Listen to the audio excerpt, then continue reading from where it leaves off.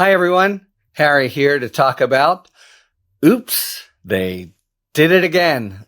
We have another instance of the United States making a mistake and deporting a man to a country that they should not have based on their own screw up and erroneous information. We've known about this guy, or there have been, whispers circulating in commentators' circles about his existence, and now it's confirmed in rather dramatic fashion with a notice of errata. I've talked before about the embarrassment of being a lawyer for the Trump administration. They now, here in this case, filed a one-paragraph statement showing that they made not just a mistake, but a really sort of ham-handed blunder. Okay, Garcia. He is from Guatemala. He came to the United States.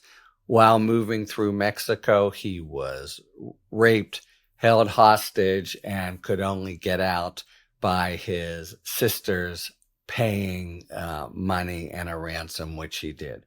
He then goes to the United States, and they move to deport him again.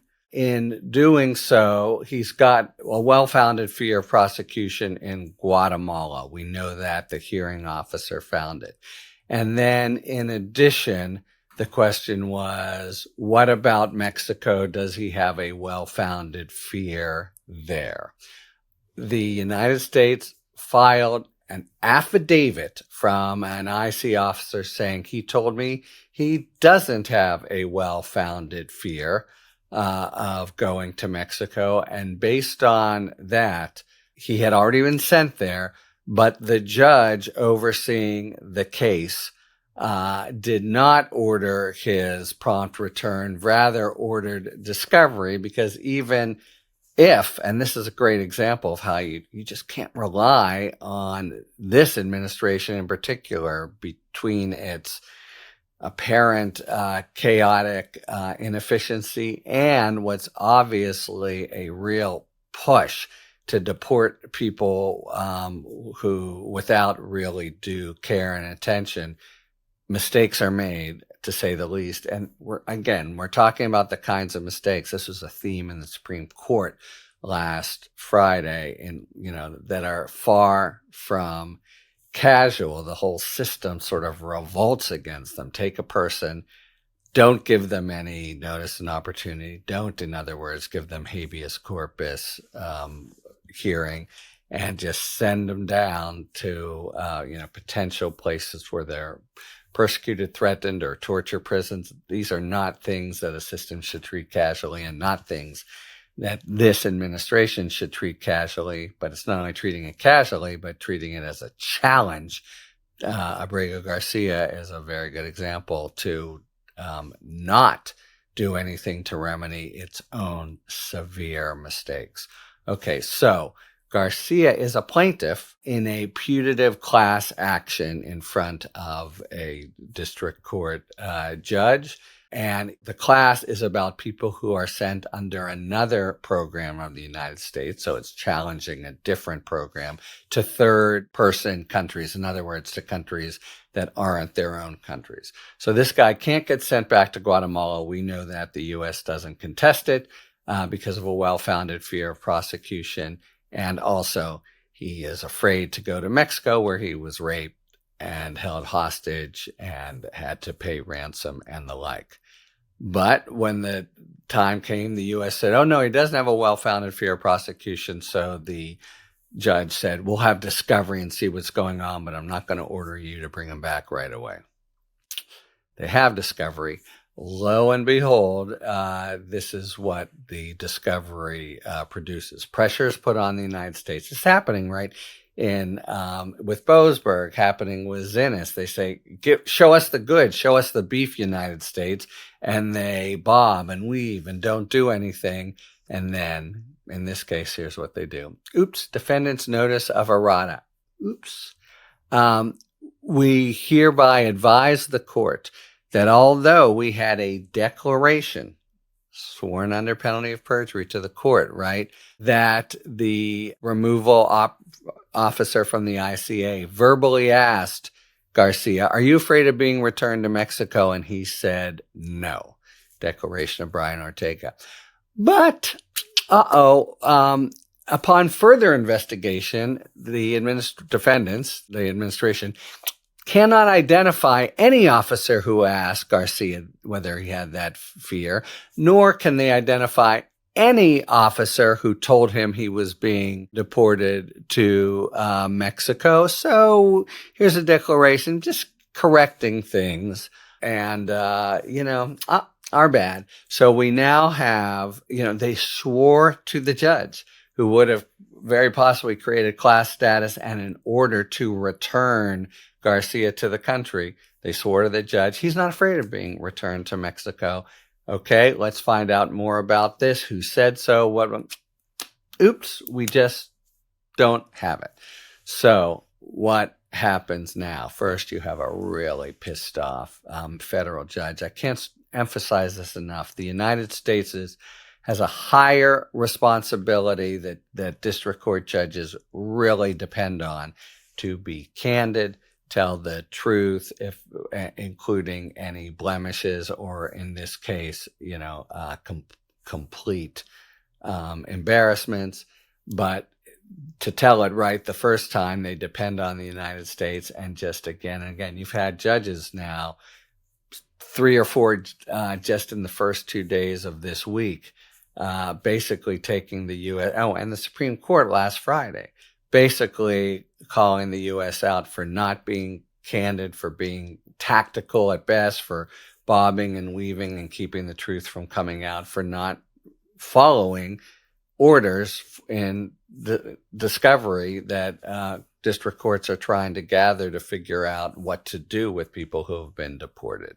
So this is just trashing the government's reputation, which has been the coin of the realm since before I was at the department, well before. I mean, basically tracing to the 50s, if not before, and Attorney General, later Justice Robert Jackson. The Department of Justice and the government stand up and tell the truth. That's what they do.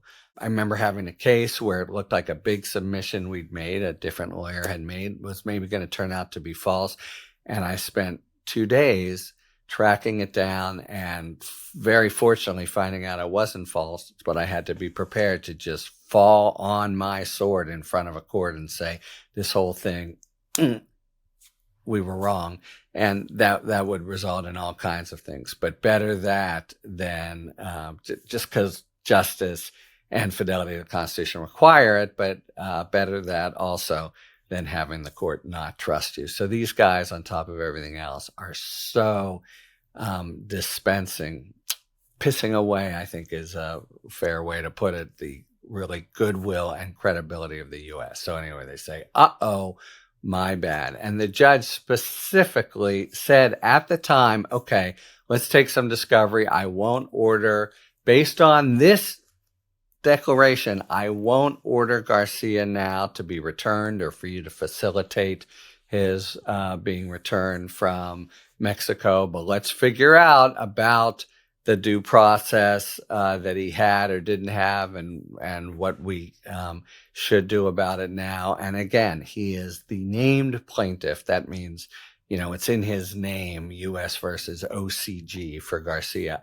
of a whole bunch of people. We don't even know how many that are challenging their removal to third party countries like Mexico, saying, I got well-founded fears of persecution based on having been held hostage and having to pay a ransom to get out, etc., because I'm gay.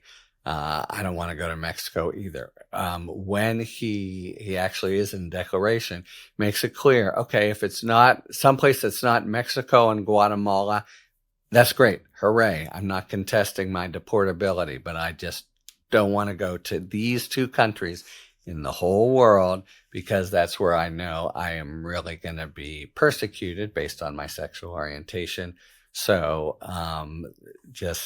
he was basically in his declaration saying, hooray that I can go anywhere but Mexico and Guatemala. And then, oops, surprise, it's Mexico. And then, oops, double surprise, it's Mexico because of a flawed declaration from government agents. Something that should happen never, and or with incredible rarity. And then you just have this flat. I'm just looking at this paragraph and assessing how it would be for the judge, where it's just this long, and they just say, upon further examination, we are unable to find. So what the hell were you saying before when you'd found them and the declaration was submitted? Can you imagine that now they get discovery, and it's such an argument that discovery has to take place in these cases, including the Abrego Garcia case, including the putative class action in front of Boasberg, because now you look into it and it all evaporates. Maybe an innocent error, maybe at the time, just tell him that he told me he wasn't afraid, whatever, but nothing that you can rely on under the due process clause to send somebody to a country where they have a well-founded fear of persecution. So another deep injustice, and the United States admits it, and another real challenge to try to unscramble the eggs, as with Abrego Garcia. Remember, with Abrego Garcia, they continue to try to speak out of both sides of their mouths and say maybe he wasn't erroneously deported, whatever. This is, in that sense, clean. Abrego Garcia 2, and a guy who's in really, there were 2 countries in the world not to send him to, and so the U.S. sent him to one anyway. Big mess, has to be corrected, and just has general resonance for the whole area, where the U.S. is saying, you must trust us, you can't second guess us. And when the courts reject that, as they should and will, and the Supreme Court seems to back them up, which is a huge and important development. And then when they do, they actually have to come up with the goods there. Oops, we did it again. Shameful day for ICE. Good that justice maybe will be done. We'll see what it'll be. But the kind of notice of errata a United States lawyer never, ever wants to have to submit to a federal district court. Talk to you later. Thanks for tuning in. If you enjoyed this video and other Talking Feds content, please take a second to like and subscribe. Talk to you later.